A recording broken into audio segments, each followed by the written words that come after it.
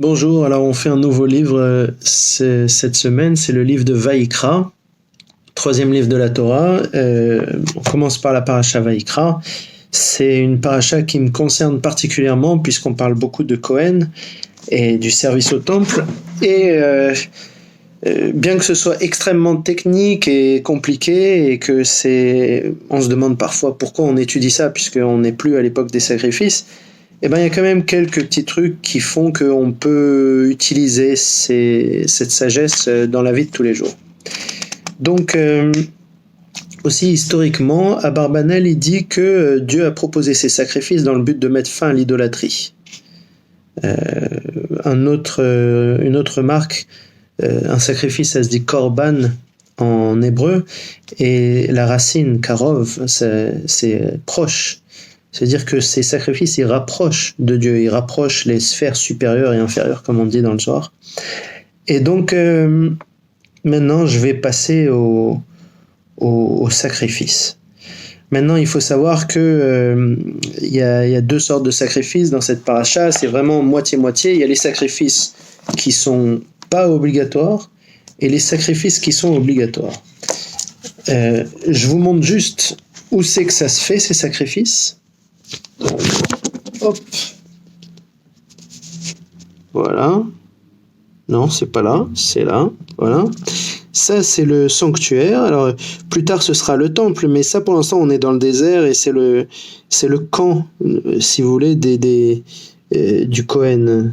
Donc, ici, il y a une tente, ce qu'on appelle la tente d'assignation. À l'intérieur, il y a un autre autel, un petit autel. Mais à l'extérieur, comme vous le voyez, il y a un gros autel de cuivre d'ailleurs. Et cet autel, on en avait parlé dans Shemot, le livre précédent. C'est celui où on va faire la plupart des sacrifices. Je dis la plupart parce qu'il y en a certains qu'on va faire à l'intérieur de la tente d'assignation. Maintenant, le nord de l'autel, c'est ici. Attendez, je vais essayer de tenir le livre en même temps que... Donc, je disais, le nord de l'autel, c'est ici. Donc, on fait beaucoup de sacrifices au nord de l'autel. C'est là qu'on dit que c'est devant Hachem. Maintenant, après, vous verrez, il y a beaucoup de sang sur les murs et sur la base de l'autel, parce que c'est plus pratique de faire sur les murs et sur la base de l'autel quand on est au nord, plutôt que de monter et de le mettre sur les cornes de l'autel ou dans l'autel. Mais on va voir que c'est pas toujours le cas. Donc, pour aller vite sur les trucs un peu techniques, donc on commence par les sacrifices non obligatoires. Il y en a deux. Il y a le sacrifice de Ola, qui veut dire monter en hébreu. Alia, faire son alia, c'est monter en Israël, et les sacrifices de shlamim, shalem, ça veut dire entier, mais c'est aussi la même racine que la paix, des offrandes de paix. Donc on dit que les offrandes de Ola, ça rapproche de Dieu, puisque ça élève, ça rapproche de la perfection aussi, parce que on s'élève avec les sacrifices de Ola, comme on va le voir, alors que les sacrifices de shlamim, ça apporte la paix dans le monde. Alors, la question intéressante, c'est comment devenir parfait avec la Ola et comment apporter la paix dans le monde avec Shlamim. Donc, dans quel cas on fait la Ola en hébreu, hein. Dans quel cas on fait le sacrifice de Ola? Donc, c'est pour la réparation de fautes non illégales. Donc, par exemple, on a une mauvaise pensée. C'est pas illégal d'avoir une mauvaise pensée, mais on aimerait bien ne pas avoir de mauvaise pensée, on aimerait bien être parfait. Donc on va faire un sacrifice de Ola en faisant cette introspection, en disant d'où me vient cette mauvaise pensée, j'ai envie de brûler cette mauvaise pensée. Et quand on offre un sacrifice, on donne ce processus de mauvaise pensée à ce sacrifice, et le sacrifice est abattu, et à ce moment-là, le mauvais penchant qui est à l'intérieur de nous, qui provoque ces mauvaises pensées, est abattu avec. En gros, c'est par une introspection et par la recherche des imperfections qui sont en nous et leur brûlage ou le fait qu'on retire ces imperfections qu'on s'élève. C'est pas autrement. C'est pas en faisant des mitzvahs des commandements de manière extraordinaire ou en faisant des grandes choses. Non, c'est pas comme ça qu'on s'élève, c'est en faisant cette introspection intérieure. Donc, pour la Ola, il faut du gros ou du petit bétail sans défaut. Pour ceux qui ont les moyens, on verra plus tard pour les pauvres. Et ce qu'on fait, c'est que déjà on appuie ses mains sur la tête de l'animal, on confesse devant Dieu, pas devant un prêtre, pas comme chez les chrétiens, c'est en soi qu'on confesse, c'est entre soi et Dieu. Ensuite, on abat l'animal, donc chaque juif doit devenir quelque part un boucher, il doit savoir comment découper et comment abattre l'animal. Ensuite, c'est le Kohen qui prend le relais, il jette le sang sur les deux côtés opposés de l'autel, sur les murs. Ensuite, pendant ce temps, celui qui a offert le sacrifice, il découpe la bête. Alors, il découpe la bête en plusieurs parties, on va voir. Et puis pendant qu'il découpe la bête, le Kohen, il va prendre des morceaux, il va les mettre sur le feu de l'autel. Donc il va aller sur la rampe, comme vous l'avez vu sur la photo, il va monter sur la rampe, il va mettre certains morceaux sur le feu, là-bas. Alors quels morceaux on parle? Il va mettre les quartiers, la tête et les graisses dans un premier temps. Ensuite, celui qui apporte le sacrifice, il doit laver les entrailles et les pattes à l'eau. Et ensuite, le Kohen, il met tout sur l'autel et il brûle le tout. Donc, tout l'animal est brûlé. Tout l'animal est brûlé et il y a un ordre. On commence par les quartiers, la tête et les graisses. Et ensuite, après que l'homme il a lavé les entrailles et les pattes à l'eau, on brûle tout. Donc ça, c'est le sacrifice de Ola qui rapproche de Dieu. Maintenant, dans quel cas on fait le sacrifice de Shlamim? C'est intéressant parce que c'est ce sacrifice qui apporte la paix dans le monde. Comment on apporte la paix dans le monde? Eh ben, c'est quand on a de la gratitude, quand on a un désir soudain de perfection, quand on veut louer Dieu. Donc, en fait, c'est la gratitude qui apporte la paix dans le monde. C'est intéressant, cette idée. Donc, à ce moment-là, on prend du gros ou du petit bétail mâle ou femelle, sans défaut, et on prend ses deux mains, on l'appuie sur la tête de l'animal. Cette fois-ci, on ne confesse pas à Dieu puisqu'on n'a pas fait de faute. Par contre, on fait la louange de Dieu, enfin la louange qu'on a envie de faire. Ensuite, on abat l'animal.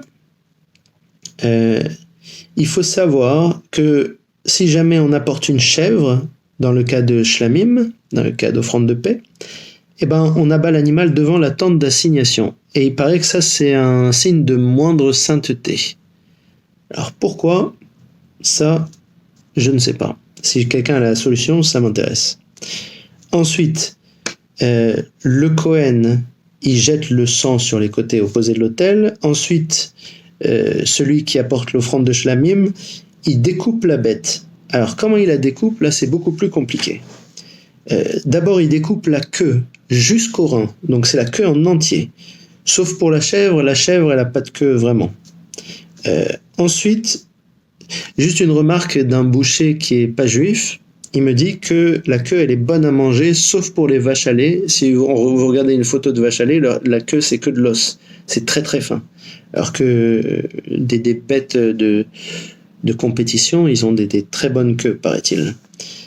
Ensuite, on enlève la graisse sur les entrailles et recouvrons les entrailles. Donc, il faut savoir faire ça. Ensuite, les deux rognons. Il paraît que c'est délicieux, les rognons, c'est les reins. Et la graisse sur les flancs et au-dessus du rognon. Et il paraît que ça, c'est pas comestible, mais on enlève tout ça. Ensuite, le diaphragme, qu'on appelle la hampe en boucherie, avec le foie, qui est bon aussi, et les rognons, qui sont délicieux. Donc tout ça, c'est les morceaux qu'on va d'abord mettre, que le Kohen va prendre et va mettre sur le feu. N'est-ce pas? Après le reste de la bête, qu'est-ce qu'il en devient?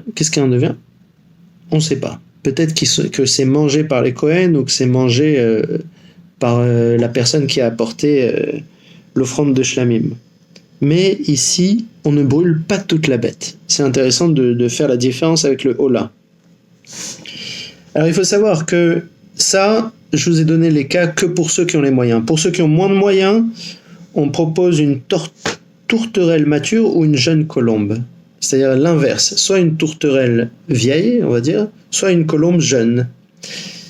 Et comment on le sait, c'est que ces deux animaux, ils ont une coloration jaune au niveau du cou quand ils sont d'un certain âge. Donc si c'est une tourterelle, il faut qu'il y ait la coloration. Si c'est une colombe, il ne faut pas qu'il y ait la coloration. Donc ça peut être un mâle ou une femelle, peu importe. Et à ce moment-là, c'est le Kohen qui fait tout. La personne n'a rien à faire. Le Kohen rompt avec l'ongle le cou au sud-est de l'autel. Ensuite, il presse le sang sur la paroi de l'autel. Ensuite, l'homme, il s'occupe pas de tout. Celui qui a apporté l'offrande, il doit retirer le jabot et il le jette à l'est de l'autel avec les cendres, car c'est de la nourriture volée. Le jabot, c'est quand un oiseau il mange la nourriture. En général, il mange pas forcément dans les pâturages qui appartiennent au propriétaire. Donc, il faut lui enlever son jabot. Parce qu'on ne peut pas brûler dans l'autel sacré de la nourriture qui peut être volée, qui n'appartient pas au propriétaire. C'est l'habitude des oiseaux de voler la nourriture. Alors que le gros bétail et le petit bétail, ils vont dans des pâturages qu'on leur dit.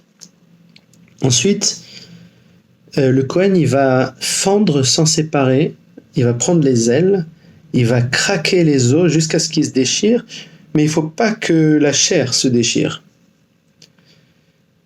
Ensuite, il brûle le tout. Voilà. Donc ça, c'est pour si on n'a pas les moyens. Si on a encore moins de moyens, si on est dans une extrême pauvreté, on ne peut pas offrir des oiseaux ou du bétail, eh ben, on offre une offrande de fleurs de farine. Pour Rachi, ça peut être que du blé.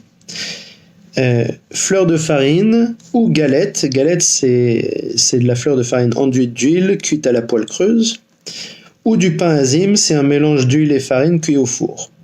Voilà. Il faut savoir, c'est différent. Dans le cas de galette et pain azim, il faut émietter avant, il faut émietter à fond. Il faut que ce soit quelque chose de granuleux qui arrive devant le Kohen. Dans les quantités, farine de fleur, il faut 2,5 à 5 litres, c'est 1 issaron. Et pour l'huile, c'est 35 à 70 centilitres, 1 log. On dit que la farine de fleur représente la vie, l'huile représente la joie. Ensuite, on met de l'huile et de l'encens de côté. Le Kohen, il va prendre un kometz avec 3 doigts, comme ça. 3 doigts.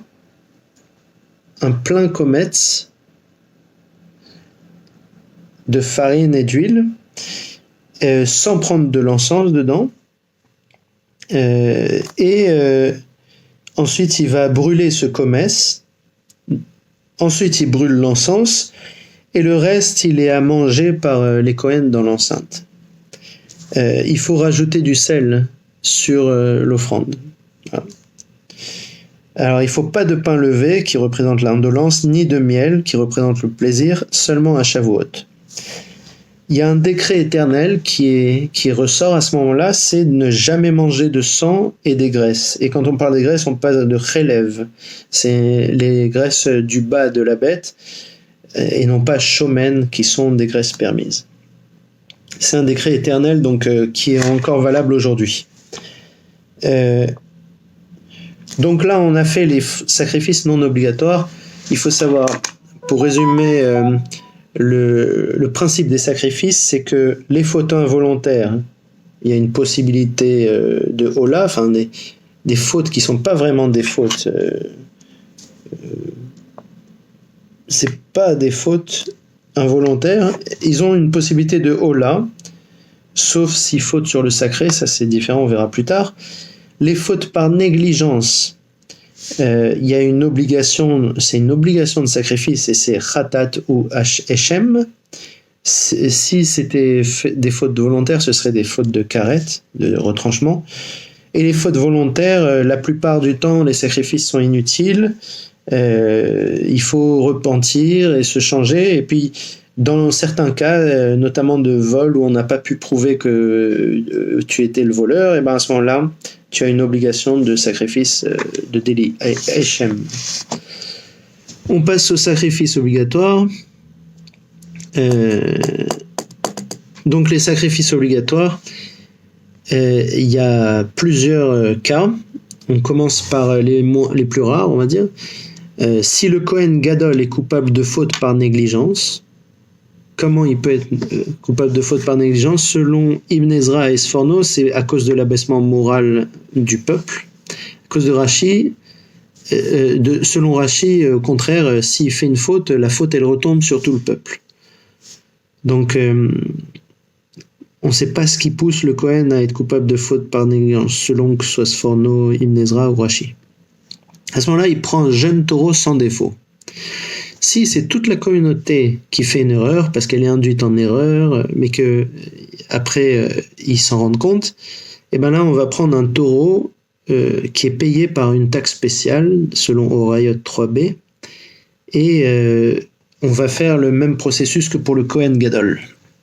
Alors, sauf que si c'est la communauté, c'est les chefs de communauté qui vont mettre la main sur la tête du taureau. Donc, pour la première chose, c'est soit le Kohen Gadol, soit les chefs de communauté, ils appuient les mains sur la tête du taureau et ils confessent. Ensuite, le Kohen Gadol ou la chef de communauté, ils abattent le taureau devant Dieu, ça veut dire au nord de l'autel. Ensuite, le Kohen, cette fois-ci les chefs de communauté, ils font rien. Ils récupèrent le sang et ils l'apportent dans la tente d'assignation. Vous vous rappelez cette tente qui est dans le camp? Ils rentrent dedans avec le sang, et il asperge 7 fois vers le rideau sacré. Alors le rideau sacré, c'est là où se tient l'arche d'alliance, c'est là où les tables de la loi sont mises dans cette fameuse arche avec les deux chérubins. C'est hop, voilà, c'est l'arche d'alliance. Il y a les tables et je vais essayer de trouver où est-ce qu'on voit l'intérieur du temple.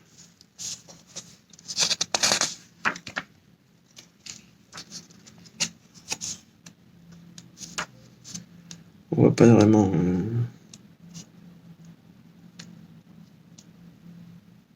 Ils ont fait plein de beaux dessins, mais ils ont oublié de faire une photo du temple. Bref, en fait, le temple, il est divisé en deux. J'avais fait un dessin de façon moi-même. Quand on avait fait chez Mott, c'est bien décrit. Donc, en gros, ce temple, vous voyez, bon, mon dessin, il va être moins beau, forcément. Mais vous voyez ici, vous rentrez par là, il y a un autel d'encens, il y a une table avec des pains, il y a la menorah ici, et là il y a un rideau sacré. Il asperge vers ce rideau sacré. Qu'est-ce qu'il y a derrière le rideau sacré? Il y a l'arche d'alliance, cette fameuse arche perdue de Indiana Jones, où il y a les tables de la loi à l'intérieur. Donc, il asperge 7 fois vers ce rideau, on avait dit. Et ensuite, il met du sang sur les cornes de l'autel intérieur. Vous vous rappelez l'autel qui est à l'intérieur de la tente, l'autel des parfums, on appelle ça. Ensuite, il sort de la tente, il verse le reste du sang sur la base de l'autel extérieur, qu'on appelle l'autel de la Hola, mais en fait, c'est l'autel dont on parle depuis le début. Ensuite, il prélève les graisses comme dans Shlamim, alors tous les trucs compliqués là qu'on avait vus, que ce soit les chefs de communauté ou le Kohen d'ailleurs. Ensuite, il fait brûler sur l'autel extérieur, mais la peau, la chair, la tête, les pattes, les entrailles, les excréments, ils sont apportés hors du camp avec le reste du taureau dans un endroit pur pour être brûlés en entier. Alors ça, c'est en dehors du camp, dans un coin désert. où il n'y a rien. Il est brûlé en entier, car l'odeur du péché n'est pas agréable à Dieu. Ensuite, alors ça c'est l'équivalent de la Hola presque, parce que là c'est des choses très graves. C'est toute la communauté qui a fauté ou le Kohen Gadol qui a fauté. Donc tout l'offrande est brûlée en entier, il n'y a personne qui en profite. Maintenant, autre cas, si le roi, et par roi ils disent pas Meler, ils disent Nassi, c'est plus proche de prince. Mais la royauté n'est pas un système politique recommandé par la Torah, donc ils n'utilisent pas le mot Meler. À ce moment-là, lui, il y a quelque chose d'intéressant, il doit prendre un bouc mâle sans défaut. Un bouc mâle, le bouc c'est le mari, on va dire, de la chèvre. Pourquoi un bouc mâle ? Alors que si un homme du peuple, il fait un péché par inadvertance, il amène une chèvre, donc la femme du bouc, ou une brebis sans défaut. Et après, ils disent le process, et après ils répètent ou un agneau femelle, et ils répètent le process. Et c'est intéressant, parce que là on dit que c'est une répétition dont on n'a pas le secret. C'est-à-dire, il y en a plusieurs qui disent que il y a sans doute des choses cachées dans cette répétition qu'on n'a pas encore compris. Donc, si vous avez la solution, pourquoi l'homme du peuple il doit ramener une chèvre sans défaut, une brebis sans défaut ? Ensuite, il y a le process, et ensuite c'est répété, ou s'il veut, il peut, mais s'il apporte un agneau sans défaut, c'est répété. Il faut savoir que chèvre et brebis, c'est les femelles de deux races différentes, et agneau, c'est le fils de la brebis. Il faut savoir que l'agneau, c'est connu pour être une très bonne viande à manger.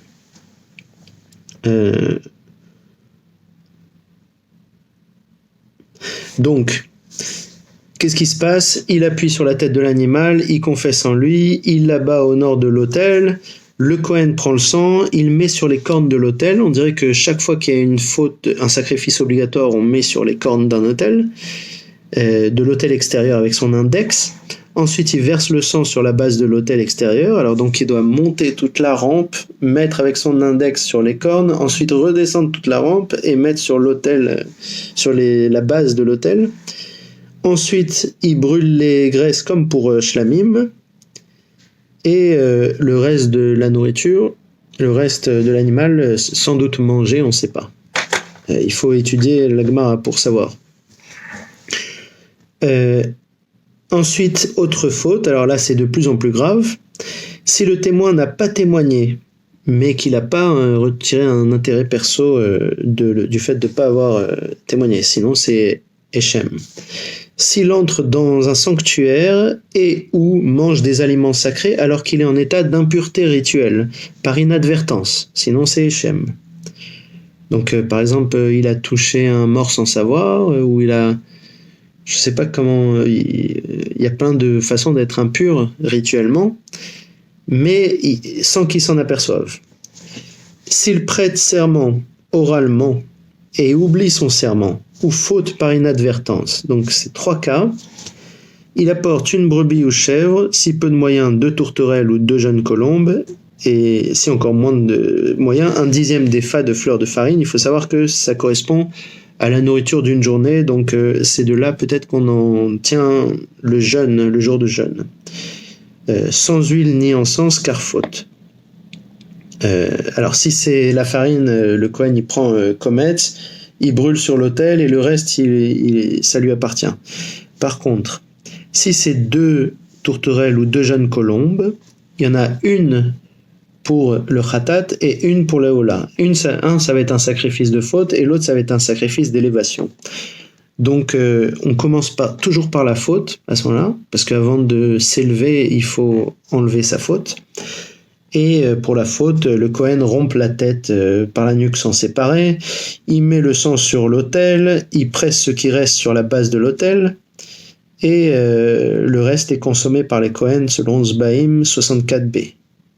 Et ensuite ils font la hola. Mais là, j'ai une référence de Gemara qui me dit que le reste est consommé par les Kohen.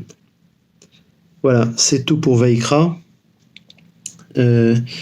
C'est pas la plus passionnante et ça m'angoisse parce que si je dois faire tout le livre de Vaikra et que c'est tout le temps comme ça va être un peu chiant. Mais bon,